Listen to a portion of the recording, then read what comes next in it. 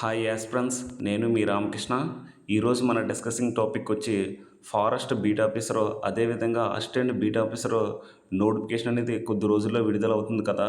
ఈ నోటిఫికేషన్ సంబంధించినటువంటి previous papers 2019లోని ఆ స్క్రీనింగ్ టెస్ట్ యొక్క ప్రీవియస్ పేపర్ ఏ టాపిక్ నుంచి వెయిటేజ్ మార్కులు ఏ విధంగా వచ్చాయనేది క్లియర్ కట్గా వీడియోలోనే ఎక్స్ప్లెయిన్ చేస్తాను.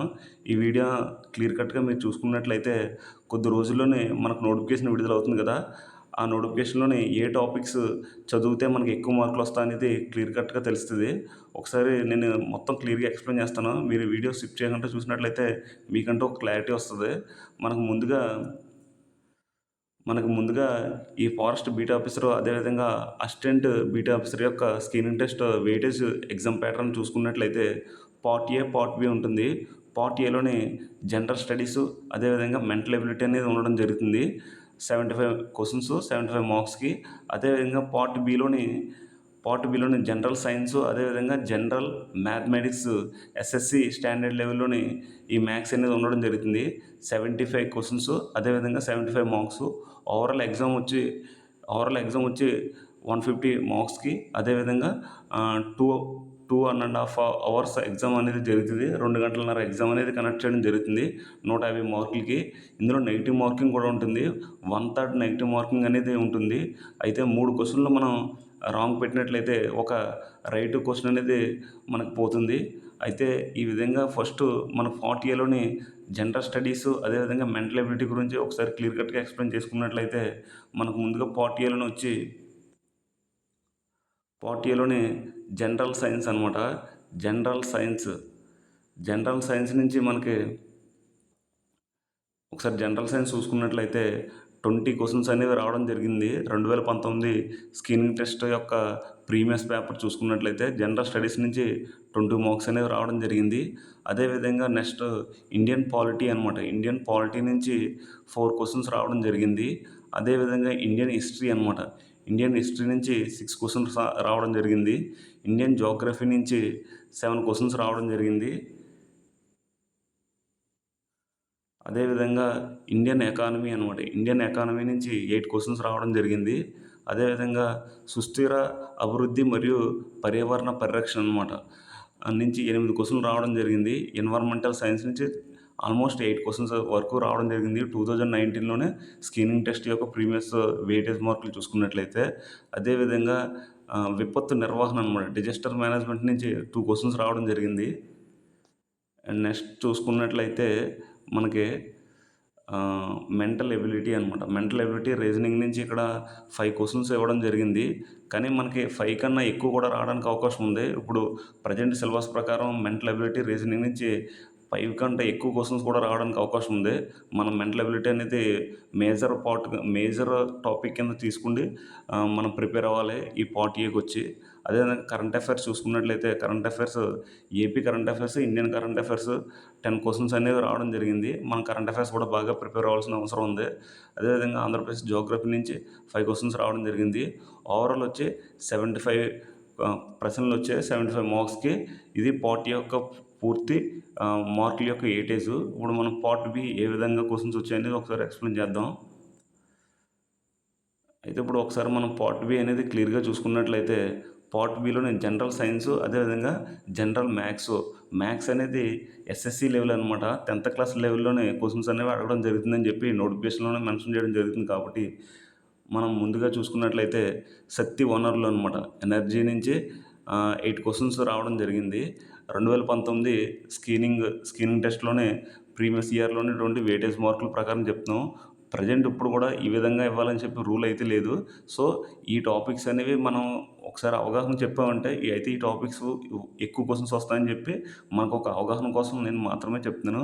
ఖచ్చితంగా ఇదే వెయిటేజ్ను మార్కులు వస్తాయని చెప్పి నేను చెప్పట్లేదు. ఒక అవగాహన కోసం అనమాట. ఈ టాపిక్స్ మనం బాగా చదివినట్లయితే ఎక్కువ మార్కులు రావడానికి అవకాశం ఉందని చెప్పి. జీవ ప్రపంచం అనమాట. జీవ ప్రపంచం అంటే ఎకో సిస్టమ్ గురించి కానీ బయోస్పియర్స్, అదేవిధంగా ఈ నేషనల్ పార్క్స్, ఈ టైప్ ఆఫ్ క్వశ్చన్స్ నుంచి ఆల్మోస్ట్ 9 క్వశ్చన్స్ అనేవి 9 క్వశ్చన్స్ రావడానికి అవకాశం ఉంది. నెక్స్ట్ చూసుకున్నట్లయితే రవాణా మరియు విసర్జన నుంచి 3 క్వశ్చన్స్ రావడానికి అవకాశం ఉంది. నెక్స్ట్ చూసుకున్నట్లయితే పునరుత్పత్తి, పెరుగుదల, వంశపారంపర్యత మరియు పరిమాణం నుంచి 7 క్వెషన్స్ రావడానికి అవకాశం ఉంది.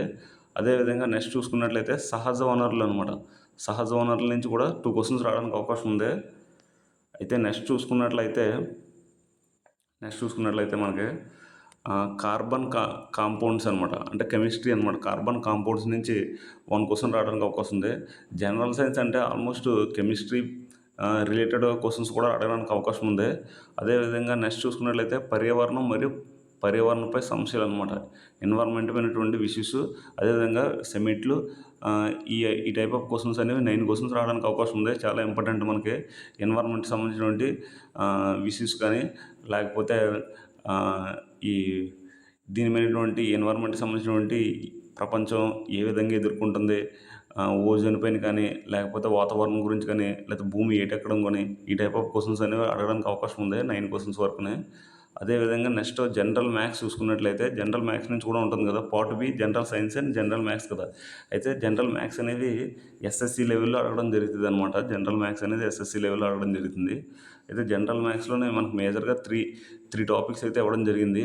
అర్థమెటిక్, అదేవిధంగా రేఖాగణితం, అదేవిధంగా సంఖ్యక శాస్త్రం అని చెప్పి ఈ 3 టాపిక్స్ అనేవి ఇవ్వడం జరిగింది. ఈ 3 టాపిక్స్ నుంచి మేజర్గా అర్థమెటిక్ నుంచి 16 క్వెషన్స్ ఇస్తారు. అర్థమెటిక్ అంటే time and work, time and distance, number system, అదేవిధంగా ratio and proportions, compound interest, simple interest, ఈ పర్సంటేజెస్. సో ఈ టాపిక్స్ అన్నీ ఆల్మోస్ట్ అర్థమెటిక్ నుంచే వచ్చేస్తాయి కాబట్టి, సో ఈ టాపిక్స్ అన్నీ మనం ఖచ్చితంగా క్లియర్ కట్గా మనం చూసుకోవాలి. అదేవిధంగా ఏరియాస్, వాల్యూమ్స్ ఇవి కూడా వస్తాయి. రేఖాగణితం నుంచేమో 4 క్వెషన్స్ రావడానికి అవకాశం ఉంది. అదేవిధంగా సంఖ్యాశాస్త్రం నుంచేమో స్టాటిస్టిక్స్ అనమాట. స్టాటిస్టిక్స్ నుంచి 3 క్వెషన్స్ రావడానికి అవకాశం ఉంది. సో ఇది ఓవరాల్ చూసుకున్నట్లయితే 66 మార్క్స్ అవుతున్నాయి. అయితే మనకి గత నోటిఫికేషన్లో చూసుకున్నట్లయితే సిలబస్లోనే ట్రిగ్నోమెట్రీ, బీజగణితం, క్షేత్రమితి వంటి టాపిక్లు లేకపోవడం వల్ల ఓవరాల్ వచ్చి 66 అవి యాడ్ చేసుకున్నట్లయితే 75 అవుతాయి. సో దీన్ని బట్టి మనం చూసుకున్నట్లయితే అర్థమెటిక్లోని ఇంకా ఈ అర్థమెటిక్ టాపిక్ నుంచి కానీ, రేఖాగణితం కానీ, సంఖ్యాశాస్త్రం నుంచి కానీ ఎక్కువ క్వెషన్లు అడగడానికి అవకాశం ఉందన్నమాట. అదేవిధంగా మనం ఇక్కడ జనరల్ సైన్స్లో కూడా ఎక్కువ క్వెషన్లు అడగడానికి అవకాశం ఉందన్నమాట. అయితే ఓవరాల్గా వాళ్ళు చెప్పినట్టుగా మనం చూసుకున్నట్లయితే ఓవరాల్ పార్ట్ బి వచ్చి 75 క్వెషన్స్ అడగడానికి అవకాశం ఉంది. పార్ట్ బి వచ్చి 75 క్వెషన్స్ అయితే ఖచ్చితంగా అడగడానికి అవకాశం ఉంది కాబట్టి మనం క్లియర్ కట్గా ఈ 75 క్వెషన్స్ ఏమొస్తాయనేది క్లియర్ కట్గా ఈ మేజర్ టాపిక్స్ ప్రిపేర్ అయినట్లయితే మనకు ఖచ్చితంగా యూజ్ అవుతుంది. మంచి మార్కులు రావడానికి అవకాశం ఉంటుంది. సో ఇది ఫ్రెండ్స్ ఈరోజు సంబంధించినటువంటి ఈ ఫారెస్ట్ బీట్ ఆఫీసరు, అదేవిధంగా అసిస్టెంట్ బీట్ ఆఫీసర్కి సంబంధించిన ప్రీవియస్ ఇయర్ యొక్క 2019 ఒకసారి చూసుకున్నట్లయితే June 16 జరిగింది ఎగ్జామ్. ఆ ఎగ్జామ్ యొక్క వెయిటేజ్ మార్కులు అనేది నేను ఎక్స్ప్లెయిన్ చేయడం జరుగుతుంది. సో ఈ టాపిక్స్ అనేవి మీరు మేజర్గా ప్రిపేర్ అయినట్లయితే మనం ఈ ఎగ్జామ్లోనే ఎక్కువ స్కోర్ చేయడానికి అవకాశం ఉంటుంది. సో దీన్ని బట్టి నేను వీడియో చేయడం జరిగింది. అదే ఫ్రెండ్స్, ఈ గవర్నమెంట్ జాబ్కి సంబంధించినటువంటి ఏ అప్డేట్ వచ్చినా సరే మన ఛానల్లో పోస్ట్ చేయడం జరుగుతుంది కాబట్టి ప్రతి ఒక్కరు కూడా మన ఛానల్ని ఫాలో అవ్వండి. అదేవిధంగా సబ్స్క్రైబ్ చేయండి. మీ ఫ్రెండ్స్ ఎవరైనా ఉన్నట్లయితే వాళ్ళకి షేర్ చేయండి. మీకు ఏమైనా డౌట్స్ ఉన్నట్లయితే ఈ వీడియో కింద కామెంట్ చేయండి. జై హింద్, జై భారత్.